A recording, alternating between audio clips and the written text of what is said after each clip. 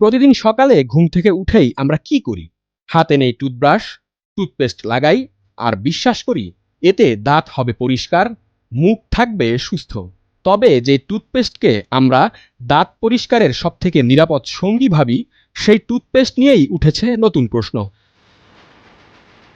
সম্প্রতি দেশের বাজারে বিক্রি হওয়া বেশ কিছু টুথপেস্টের উপর গবেষণা চালায় পরিবেশ ও সামাজিক উন্নয়ন সংস্থা ইএসডিও। ভয়াবহ তথ্য উঠে এসেছে এই গবেষণায়। ইএসডিও এর মতে বাংলাদেশের বাজারে বিক্রি হওয়া টুথপেস্টের একটি বড় অংশে মিলছে মাইক্রোপ্লাস্টিক।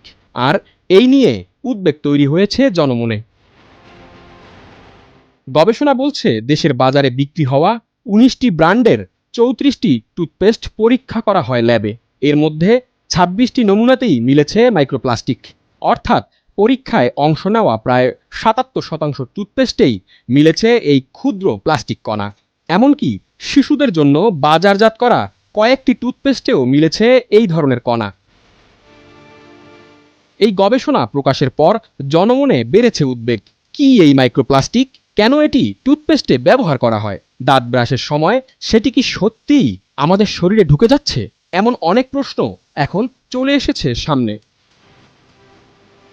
মাইক্রোপ্লাস্টিক হলো খুব ছোট্ট প্লাস্টিক কণা, আকারে যা ৫ মিলিমিটারেরও কম। খালি চোখে দেখাই যায় না। প্রতিদিন দাঁত ব্রাশের সময় সীমিত পরিমাণে হলেও মানবদেহে প্রবেশ করে এই মাইক্রোপ্লাস্টিক। শিশুদের ক্ষেত্রে এই প্রবণতা আরও বেশি।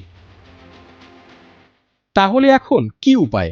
বিশেষজ্ঞরা বলছেন আতঙ্কিত না হয়ে সচেতন হওয়া জরুরি। আসলে আমাদের ব্রাশ তো করতে হবে। ব্রাশ যদি না না করি তাহলে কিন্তু অ্যাকচুয়ালি আমাদের আরো অন্যান্য ধরনের যে রোগ বা মুখগহ্বরের যে রোগগুলো সেই রোগগুলো আরো বৃদ্ধি পাবে। যেসব কোম্পানির বিরুদ্ধে হচ্ছে গিয়ে যে এই কথাগুলো এসেছে যে যারা হচ্ছে গিয়ে যে এই ধরনের মাইক্রো পার্টিকেলস যাদের এখানে অনেক সর্বোচ্চ সংখ্যক পাওয়া গিয়েছে, তাদের এই টুথপেস্ট গুলো হচ্ছে কি যে টুথপেস্টের যে উপাদান সেগুলোকে আবার রিভিউ করার প্রয়োজন এসেছে বলে মনে করি।